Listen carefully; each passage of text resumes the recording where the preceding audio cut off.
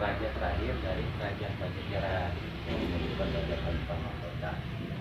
Oh ini karena mahkotanya di belakang.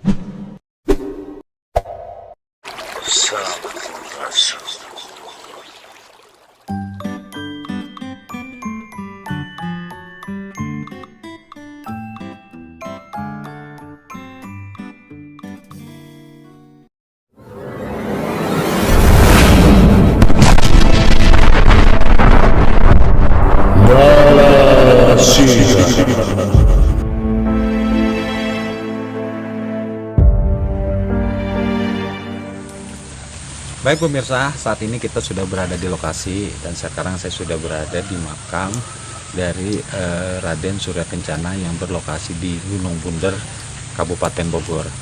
Dan bisa dilihat di belakang saya ini sudah ada pintu gerbang untuk menuju ke makam dari Raden Surya Kencana, dan bisa kita lihat bahwasanya tempatnya sangat rawat dan bersih sekali.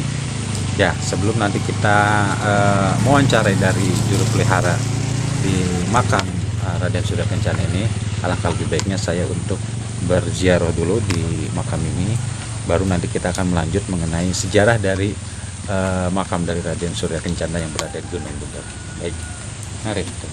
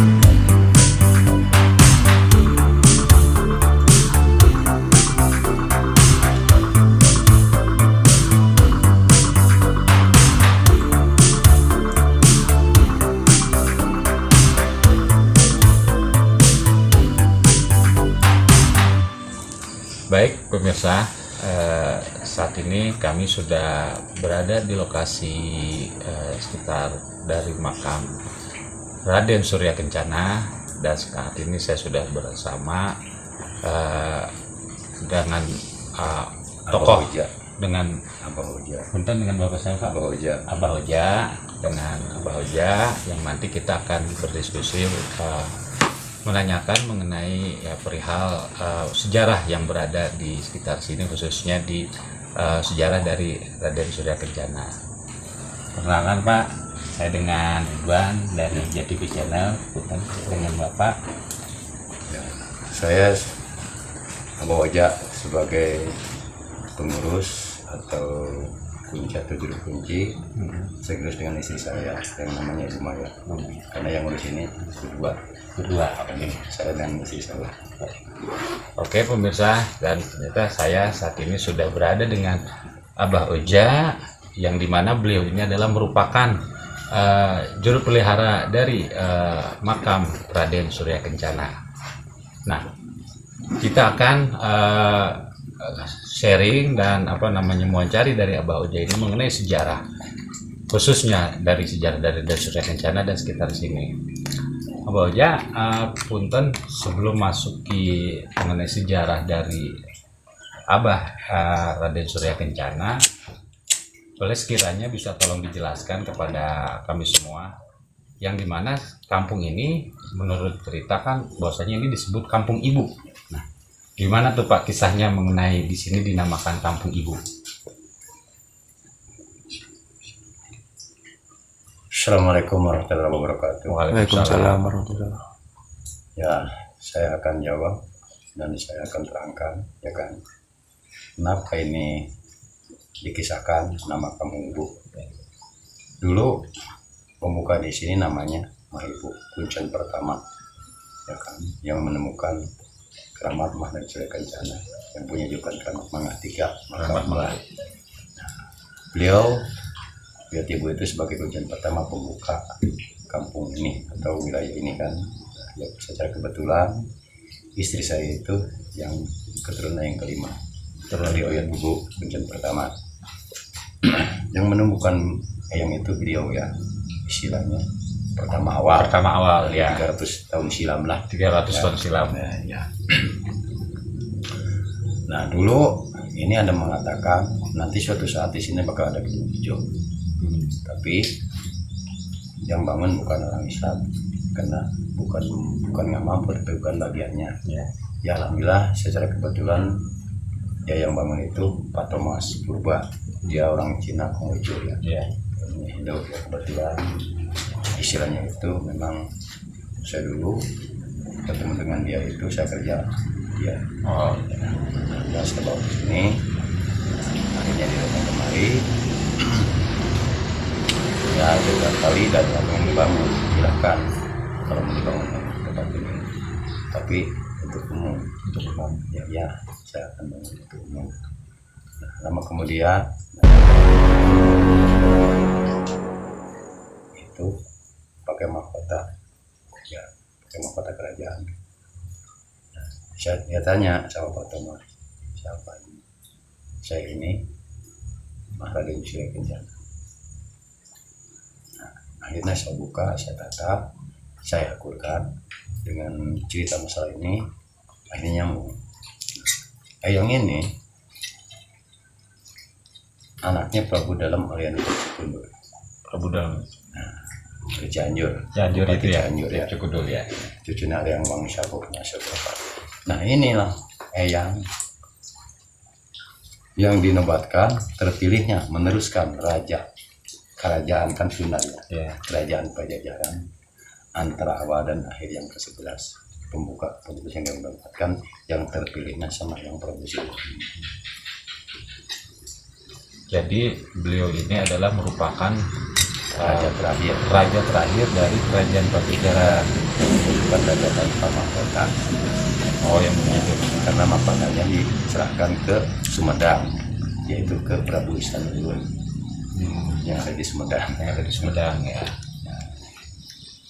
Jadi memang bahwasanya beliau ini kenapa mendapat gelar bukan raja tanpa mahkota, ya karena mahkota diberikan kepada Prabu Gesanulun yang di Sumedang, seperti itu. Karena masa-masa dulu itu kan waktu bagian dikempurnya sama cucunya kan dari Banten. Ya. Itu sama Syekh Yusuf ya. Makanya kan. Nah, dia itu awal pertama dia itu singgah atau dia yang itu di mana? Ya di sini. Karena julukan yang itu banyak. Nah, yang di Gunung Gede kan udah gelar yang Haji Surya Kencana. Yang Haji Surya Kencana. Yang Prabu ya kan. Nah, di Gunung Gede awal kan. Nah, tapi awal pertama dia bertapa ya di sini. Jadi awal mula pertapaan dari ketika masa-masa dia itu digempurnya Pajajaran karena dia ngalah untuk menang kan. Karena yang dia hadapi kan satu rumpun. Satu saudara. Betul. Ya, berarti memang beliau ini pada di sini adalah memang tempat pertapaan awalnya karena Ngayang itu dikarenakan tidak mau terjadinya pertempuran sesama saudara. Jadi makanya kan kerajaan Pajajaran itu dihilangkan kan sama yang Prabu karena untuk mengelak atau untuk mengingatkan jangan sampai berhasil pertemuan rakyat, karena persaudaraan itu jangan sampai berperangan itu dengan saudara. Berarti bisa dikatakan bahwasanya sejarah dari yang Raden Surya Kencana ini adalah keterkaitan memang menyambungnya dari sejarah kerajaan Pajajaran itu sendiri, Pak ya. Iya, yang meneruskan. Jadi kita jangan salah arti ya. Yang meneruskan. Karena yang terpilih dinobatkan sama yang Prabu itu banyak sebetulnya keturunan. Karena kan dari keturunan dari garisnya kan nggak ada. Karena semua anak-anak yang Prabu Siliwangi itu penyebar Islam. Dari Ibu Subang Larang. Nah, untuk menurut Pak, menurut misalkan dalam artian yang menurut cerita dan sebagainya, kalau boleh tahu ini di wilayah sini maksudnya kenapa beliau memilih di sini? Apakah memang dulu itu bisa dikatakan apakah ini memang wilayah kerajaan dari Pajajaran itu misalkan seperti keratonnya kah, istilahnya kah, atau tempat apakah dulu misalkan seperti itu? Ya mungkin dengan beliau itu kan gini ya, dengan memilihnya suatu tempat itu mungkin pada dasarnya ya mungkin dia mau lebih tahu kan. Makanya kan di sini di Kalimakan Karaton Kota Genggelang, Pajajaran sudah ngelit salah Jajar Keramat Mangah 3 Raden Surya Kencana. Nah, bisa diterjemahkan tuh Pak apa? Jadi gudang lit itu lumbung padi. Lumbung padi. Lawe itu ya. Jadi keraton Kuta Genggelang itu berarti keraton, berarti kerajaan secara goibnya. Oh, Makanya kan ada di situs Kuta Genggelang. ya memang berdekatan dari sini ada namanya situs Sejarah, karena kan kerajaan itu Pajajaran itu kan dihilangkan karena dikumpulkan. Nah itu memang banyak cerita ya Pak ya, yang dalam artian memang yang berkembang, yang mengenai kerajaan Pajajaran ini hilang. Nah, kalau boleh tahu nih Pak, mengenai keterkaitan dengan sejarah dari kerajaan Pajajaran ini kerajaan Pajajaran ini hilangnya dalam pengertiannya apakah memang hilang secara fisik dalam artian emang ada yang menghancurkan biar tidak ada jejak, atau hilang karena memang secara kayak gitu Pak? Boleh. Itu kan karena hilangnya itu bukan karena ini, karena untuk dihilangkan. Karena kalau ditimbulkan itu tadi karena kan digempur. Nah, makanya kan yang itu mengatakan Wangsit Siliwangi. Jadi Wangsit Siliwangi itu kalau kita kaji, kalau kita kemana, kita menjajarkan atau menjajarkan, makanya kan simnya Sili Asi Asa atau Mandrotim. Karena dari manapun itu tetap tertera garis keturunannya. Jadi memang jadi bukan untuk mendirikan Pajajaran sebetulnya, tapi dilanjutkan perjalanannya. Karena yang itu Wangsit Siliwangi, Wangsit itu kan petunjuk arahan. Ya, diikuti jejak siapa saya Ahak Saptabina, makanya menjajarkan. Ya, karena semua itu anak keturunannya, misalnya anak keturunannya semua juga, tidak golongan. Misalnya Islam mau itu Hindu apapun dari agama tetap itu masih ada garis terah keturunannya, makanya menjajarkan. Jadi menjajarkan. Jadi kalimat Pajajaran itu menjajarkan karena kita semua itu anak cucunya. Oh, jadi makna dari Pajajaran. Jadi makna dari Pajajaran itu menjajarkan. Gitu. Jadi maknanya gitu. Nah, untuk dari cerita itu berarti bisa diartikan memang kerajaan Pajajaran itu pada saat dulunya emang ada gitu. Karena kan masa-masa isinya itu dikumpul. Karena Pajajaran itu Hindu, makanya kan dikumpul sama cucunya. Itu dari Banten sama Syekh Yusuf itu. Nah Pak, dengan perjalanan dari Raden Surya Kencana ini ya bisa diartikan bahwasanya daerah Gunung Salak ini merupakan satu kawasan memang banyak peninggalan tempat bersejarah dari kerajaan Pajajaran itu sendiri Pak ya. Ya karena perjalanan leluhur itu kan tapak tilas. Karena kan para leluhur itu tidak meninggal, hanya pindah alam. Makanya yang kita selusuri itu tapak tilas. Nah di situ kan ada misalnya suatu ciri atau tanda. Makanya kan dikatakan situs. Makanya sama pemerintah itu dari situ cagar budaya itu dilestarikan. Jadi supaya mengenang anak-anak cucu itu supaya menang apa arti sejarah. Nah kita datangnya ke tempat ini untuk menyusuri itu, kita hanya istilahnya mengenang atas perjuangannya. Tanpa beliau nggak mungkin kita seperti ini. Nah tapi kan nggak semua paham masalah urusan ini kan. Nah tapi kalau misalnya ini anak-anak cucu yang mengenang adalah hal sejarah ini atau tapak tilas atau perjalanan, insya Allah hidupnya berkah. Amin. Karena nggak semua, walaupun misalnya nggak semua mengenang, paling tidak yang mengenang itu untuk mengenang atau perjalanan atau bisa perjuangan para beliau itu, mudah-mudahan nah seperti kita ini jadi pakunya atau penolak pahala dari atas kemusibahan alam daratnya atau alam lautannya kan. Karena masa-masa sekarang itu udah ketinggalan zaman, ya kan, udah meninggalkan karena zaman itu istilahnya udah beda. Karena dulu mah mungkin zaman itu Indonesia ada, sekarang teknologi. Nah kalau dulu mungkin perjalanan, jadi kita mengenang siapa pun orangnya atau anak cucu mengingat atau masih pakai aturan atau perjalanan leluhur, insya Allah akan berkah. Nah ketika kita mengubah istilahnya yang udah diatur sama leluhur kita, ya itulah tadi risikonya tanggung. Karena bukan kita yang bikin aturan, tapi tetap leluhur kita yang bikin aturan. Makanya kita mah menyusun itu tapak tilas. Karena para sesepuh itu bahasanya kan kita mah Bogor, Ilem. Sebetulnya para sesepuh itu ada di Bogor. Cuman itu tadi karena bahasanya Tilem. Jadi kita mah tapak tilas. Makanya Eyang itu sama yang Prabu itu dimanapun ada titik, ya kan? Ya. Titik gelar Eyang itu banyak.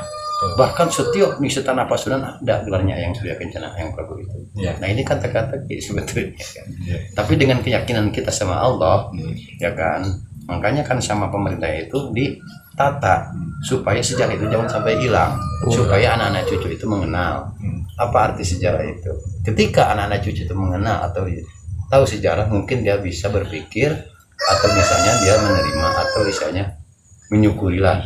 Karena tanpa perjuangan beliau-beliau itu gimana dulu itu para dulu itu memperjuangkan Islam segitu rumitnya. Nah, kita datang ke tempat waliullah itu mendoakan dan berdoa, memohon sama Allah, mudah-mudahan isinya kita semua dikasihkan berkahan ya.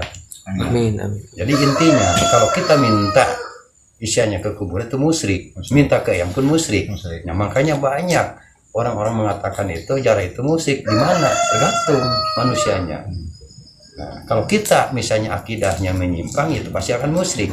Nah, tapi kalau kita misalnya patokannya kita minta sama Allah, ya kan, minta keramat sepaja dari kedua orang tua kita atau dari Injil dari Nasabul Jailani, insya Allah berkah itu.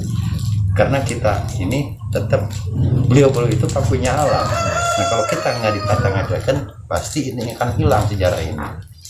Nah, mudah-mudahan dengan adanya seperti ini, anak-anak cucu kita ke depan itu bisa mengingat gimana arti perjuangan atau sejarah. Ya. Makanya dikatakanlah situs. Jadi situs itu ciri itu situs bertanda apa? Apakah berupa paku, apakah berupa batu, atau berupa misalnya bangunan, atau berupa misalnya yang lainnya. Nah, itulah yang diterangkan ke anak-anak cucu kita ke depan. Karena kita penerus perjalanan. Ya. Kita meneruskan perjalanan yang tertunda, yang orang tua dulu kita itu dengan tertunda, nah kita yang meneruskan. Nah, dulu dia pakai kesaktian dan ilmu, nah sekarang kita pakai kasab, ya kan, dengan najib-najib dengan kesuksesan dong. Tapi kita tidak melupakan perjuangan beliau-beliau. Insya Allah hidup kita akan berkah. Amin. Oke. Terima kasih banyak Pak Oja dari penjelasan yang Bapak sampaikan ini memang sangat bermanfaat bagi kita khususnya dan umumnya bagi semua yang menyaksikan video tayangan dari kami ini.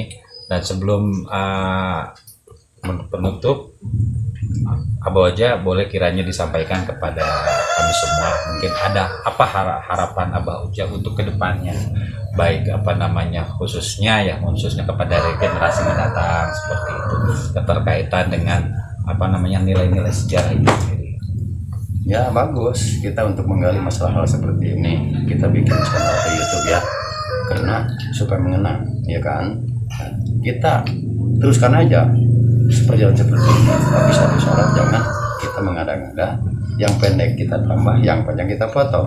Nah, kita nggak bisa melebihi orang tua yang dulu. Apapun bentuknya yang dikatakan orang tua dulu, karena hidupnya lebih dulu. Ya, kita nggak boleh isinya merubah apa yang dia katakan. Nah, kita tinggal hanya mengenal, kan. Nah, karena ini kita hidup kemarin sore. Nah, saya juga berkata seperti ini belum tentu benar. Ya, kalau memang benar itu hak Allah. Mungkin itu orang yang kan di sini. Nah, mengatakan segini bukan masalah saya tahu, tapi setidak-tidaknya jangan sampai ini anak cucu itu mencari atau sejarah atau caturangga atau tapak tilas itu sepatah dua patah saya terangkan, ya kan. Kalau nggak kayak begini nggak bakal kebuka. Betul. Masalah arti sejarah atau perjalanan, karena beda perjalanan atau misalnya sejarah itu beda. Kalau sejarah itu kan ada peninggal atau peperangan, ya kan, misalnya kerajaan, ya kan. Nah, kalau kita mah tapak tilas, nah kita itu mencari tapak tilas jejak-jejak leluhur. Ya, nah, siapa ini gelarnya? Nah, siapa ini yang ini juga gelarnya? Karena leluhur itu ada peribahasa 1 orang 1000 nama.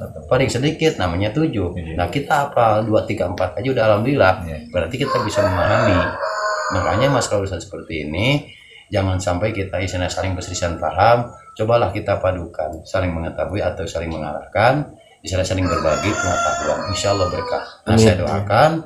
Nah, karena misalnya di sini saya diwawancarai, saya bukan masalah tahu atau pinter, enggak, saya mah hidup saya ini orang bodoh.